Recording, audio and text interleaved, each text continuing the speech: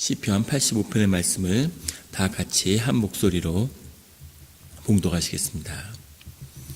여호와여, 주께서 주의 땅에 은혜를 베푸사 야곱의 포로된 자들이 돌아오게 하셨으며 주의 백성의 죄악을 사하시고 그들의 모든 죄를 덮으셨나이다. 주의 모든 분노를 거두시며 주의 진노를 돌이키셨나이다. 우리 구원의 하나님이여, 우리를 돌이키시고 우리에게 향하신 주의 분노를 거두소서. 주께서 우리에게 영원히 노하시며 대대에 진노하시겠나이까. 주께서 우리를 다시 살리사 주의 백성이 주를 기뻐하도록 하지 아니하시겠나이까. 여호와여, 주의 인자하심을 우리에게 보이시며 주의 구원을 우리에게 주소서. 내가 하나님 여호와께서 하실 말씀을 들으리니 무릇 그의 백성 그의 성도들에게 화평을 말씀하실 것이라. 그들은 다시 어리석은 대로 돌아가지 말지로다. 진실로 그의 구원이 그를 경외하는 자에게 가까우니 영광이 우리 땅에 머무리리다. 인애와 진리가 같이 만나고 의와 화평이 서로 입맞추었으며 진리는 땅에서 솟아나고 의는 하늘에서 굽어보도다. 여호와께서 좋은 것을 주시리니 우리 땅이 그 산물을 내리로다.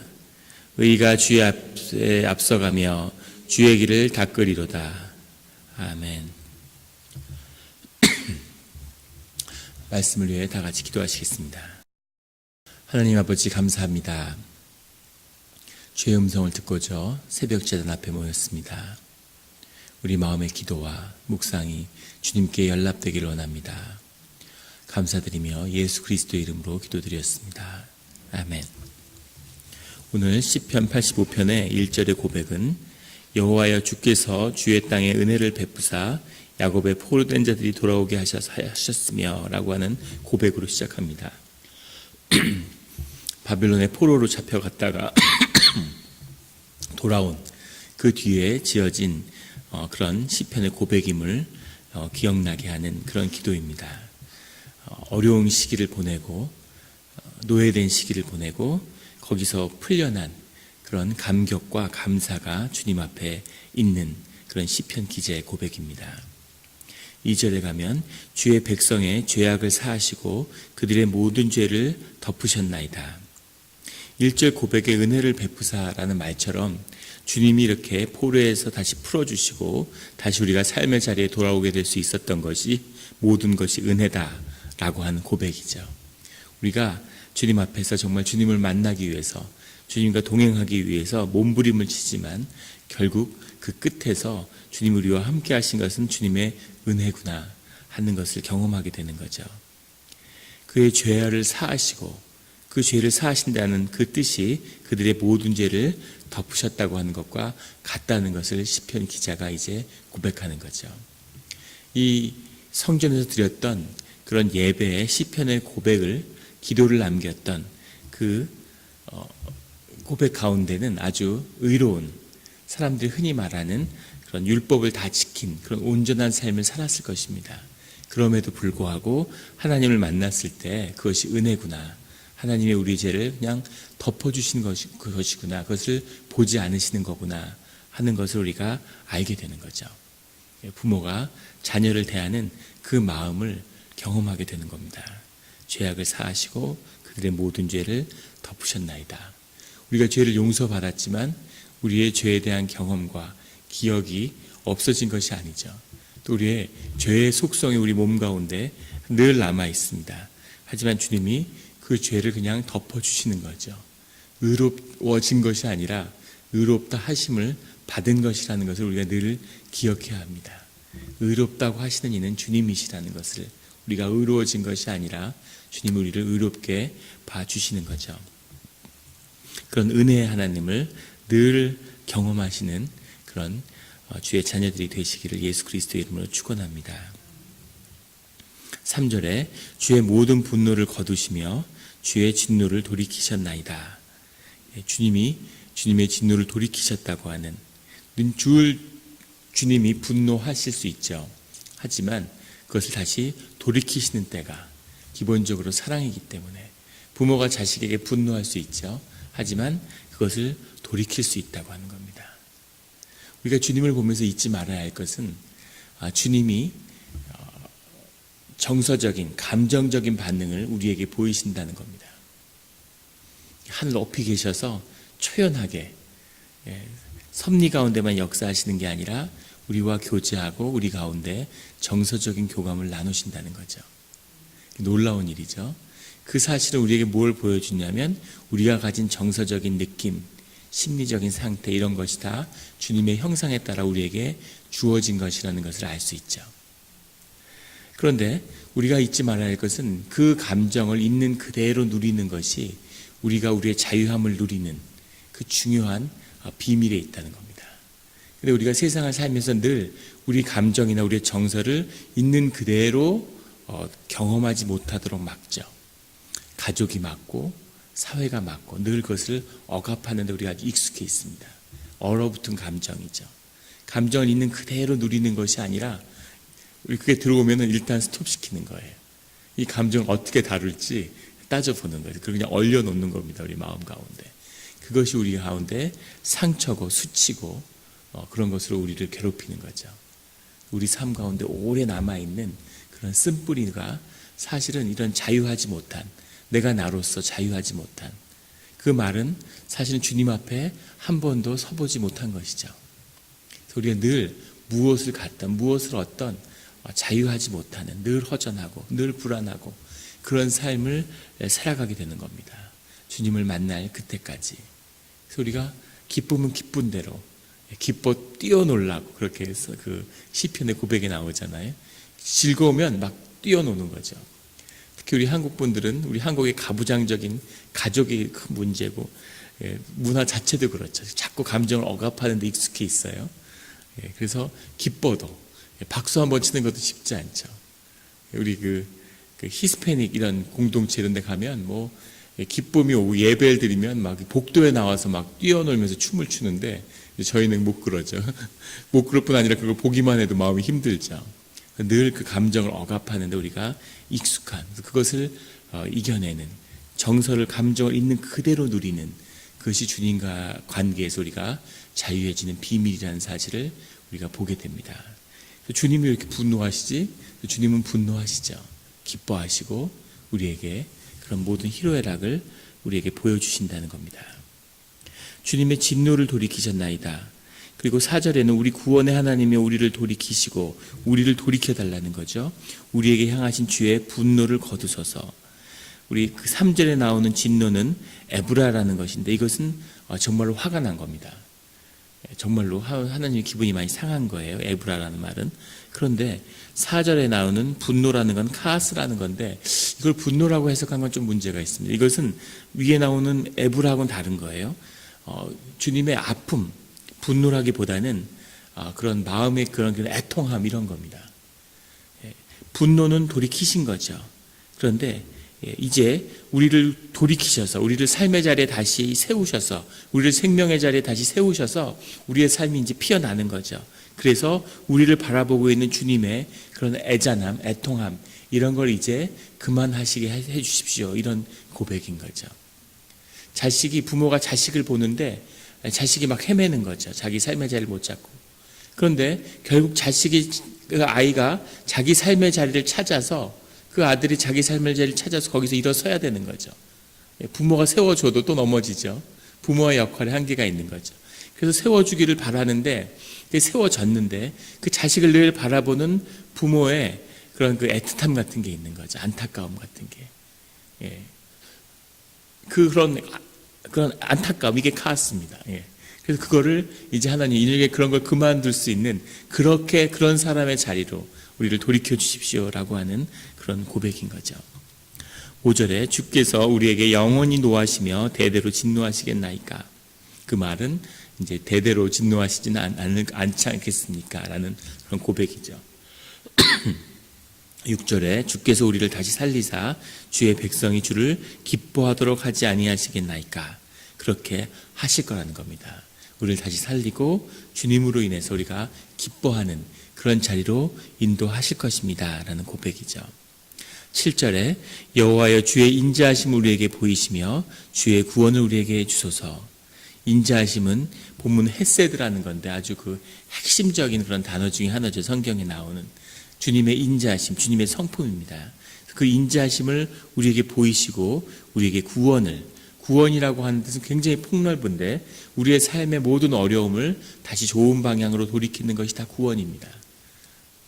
우리가 구원을 이렇게 아주 협소하게 죽어서 천당 가는 것처럼 교회가 왜곡하고 축소시켰지만 구원의 의미는 우리 삶의 모든 필요를 주님이 채우시는 거예요.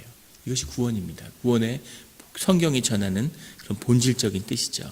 그런 삶의 회복을 우리에게 허락해 주십시오 하고 8절에 내가 하나님 여호와께서 하실 말씀을 들으리니 이렇게 시작하는데 사실은 이 앞에 키라고 하는 그런 접속사가 들어있습니다.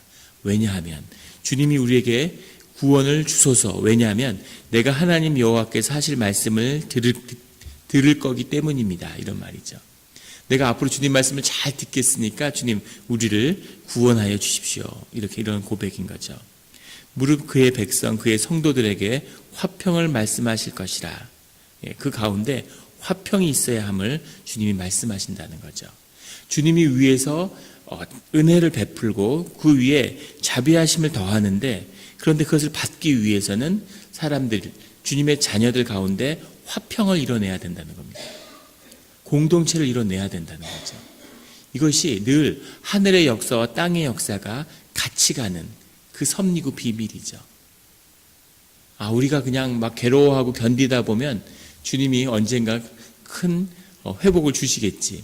회복의 때가 있죠. 회복의 때가 있지만 회복시켜야 하는 우리의 문제에 우리가 서야 하는, 우리가 풀어야 하는 문제도 동시에 있다는 것을 말씀하고 계시는 거죠.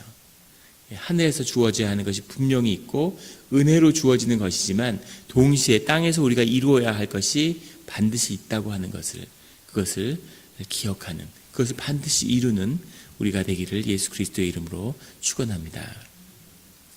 화평을 말씀하실 것이라. 그들은 다시 어리석은 대로 돌아가지 말지로다. 어리석은 데라는 것은, 어리석다는 의미는 우리 시편의 고백에서 어리석다라는 표현이 자주 나오는데 이것은 주님을 모르는 상태를 의미하는 거죠. 주님을 모르는, 주님을 기억하지 못하는 그런 자리로는 다시 가지 않겠습니다 라는 고백입니다. 주님이 그런 생각을 하게 되죠. 잘못될 때마다 그때마다 징계를 하면 그러면 나쁜 길로 가지 않을 텐데. 그런데 만약에 하나님이 그렇게 우리를 인도하시면 우리는 다 노예가 되는 거죠. 그런 모루모토나 이런 실험용 쥐같이 그런 삶을 사는 겁니다. 주님이 우리를 그렇게 살라고 만들지도 않았고 주님의 형상에 따라 만들어진 우리가 그렇게 살 수도 없죠. 아마 그렇게 우리를, 부모가 자식을 키우는데 회초리를 들고 24시간 따라다니면서 잘못할 때마다 콜라 한 병 마시려고 그러면 거기 설탕이 몇 숟가락인지 아니 이러고 때리고, 갔다 와서 한숨 자야지 그러면 너 숙제 안 하고 자 이러고 때리고, 그러면 애가 어떻게 되겠습니까? 완전히 그 인성이 다 파괴돼 버리고 정말 비참한 그런 쥐나 실험용 쥐나 개보다도 못한 그런 존재가 되겠죠.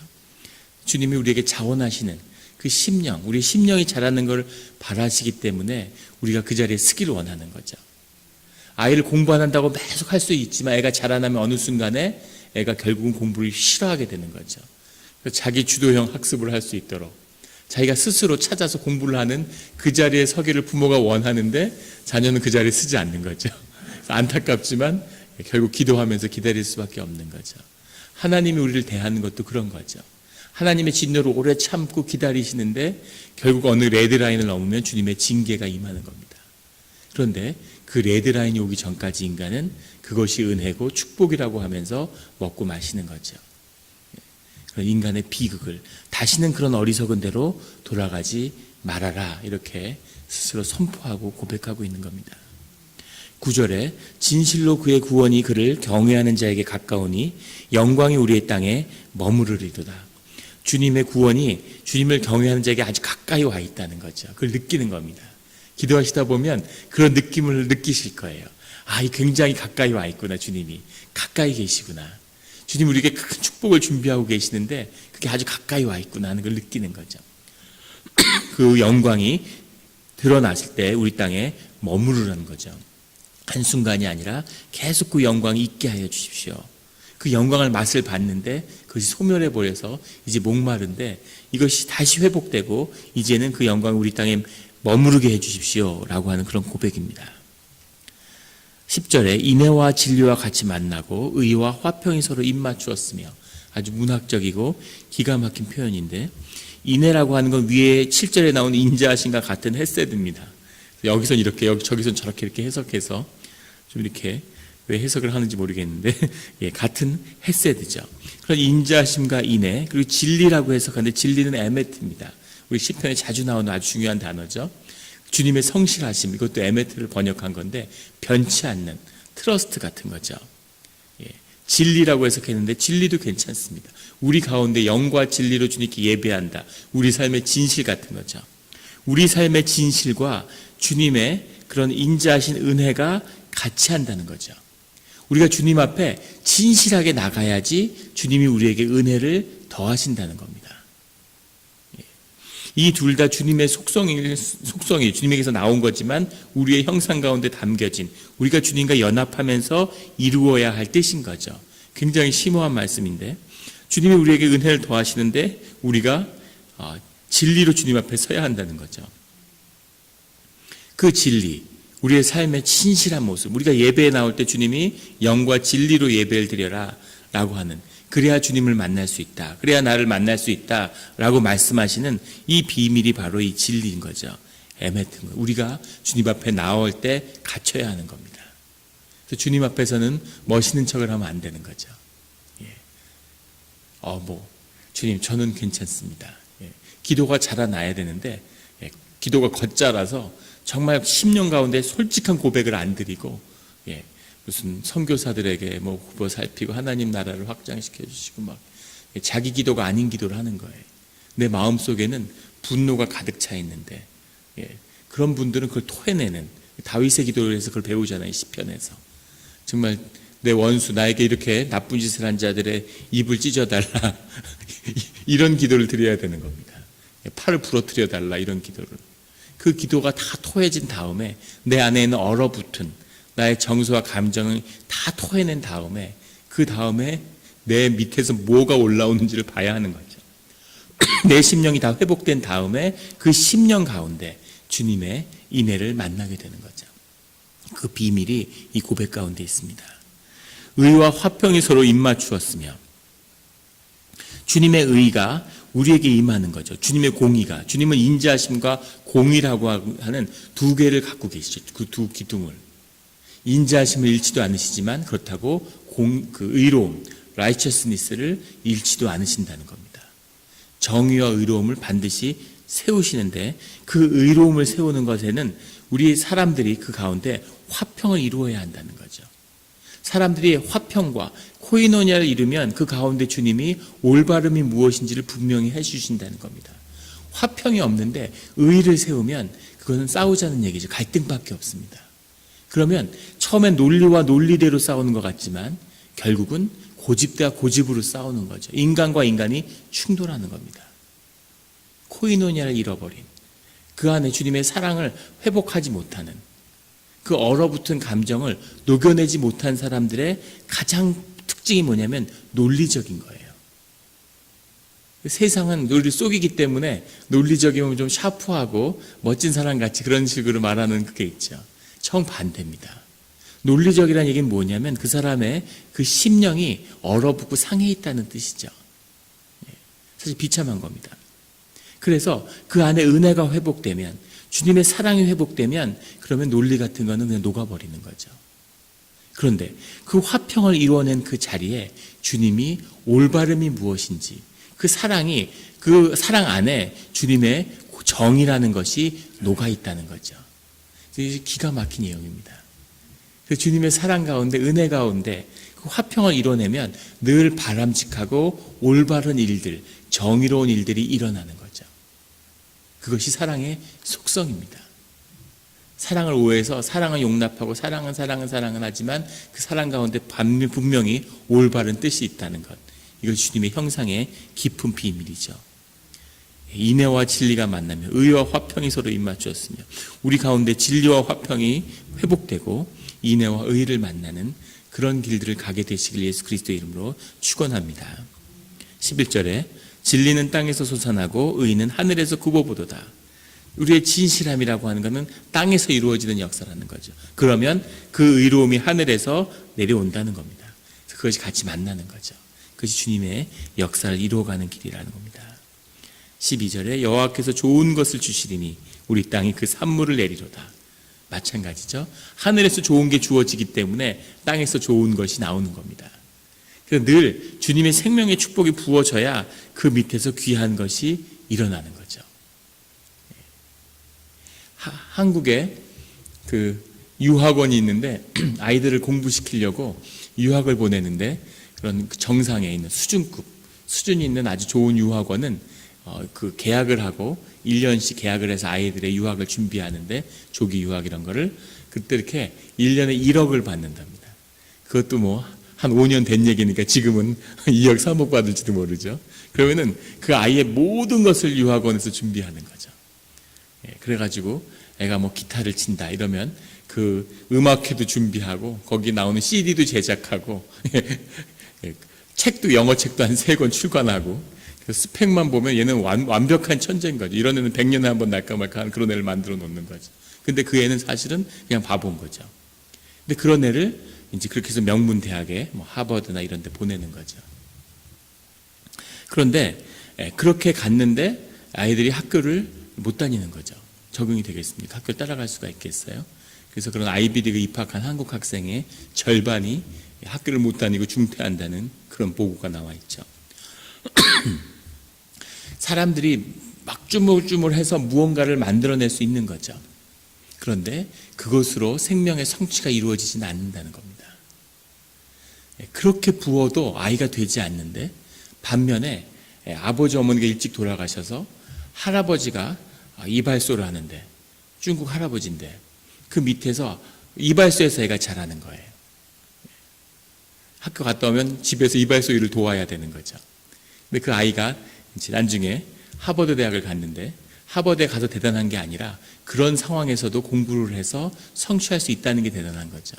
근데 그 아이가 쓴 에세이를 보는데 그 에세이를 보고 눈물이 나더라고요. 무슨 사람의 감정을 건드리는 그런 얄팍한 글을 썼기 때문이 아니라 삶의 진실이 그 안에 담아 있는 거죠. 그래서 어린 나이지만 생명의 근원에 가서 부딪힌 거죠.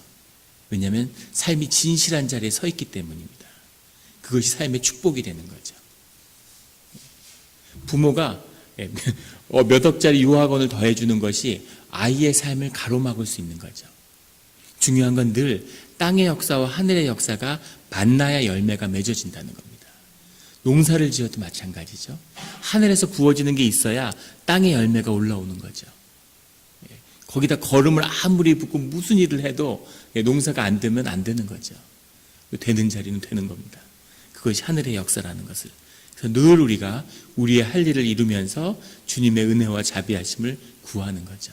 그것이 만나야 하는 겁니다. 통해야 되는 거죠. 13절에 의가 주의 앞에 앞서가며 주의 길을 닦으리로다. 주님의 우리 앞에 가시며 우리의 길을 예비하시는 그런 삶의 길, 그런 축복의 길. 오늘 주님이 우리의 길을 예비하시는, 우리가 그 길을 걸어가는 그런 하루가 되기를 예수 그리스도 이름으로 축원합니다. 기도드리시겠습니다. 하나님 아버지 감사합니다. 하나님 오늘 귀한 말씀을 주신 것 감사합니다.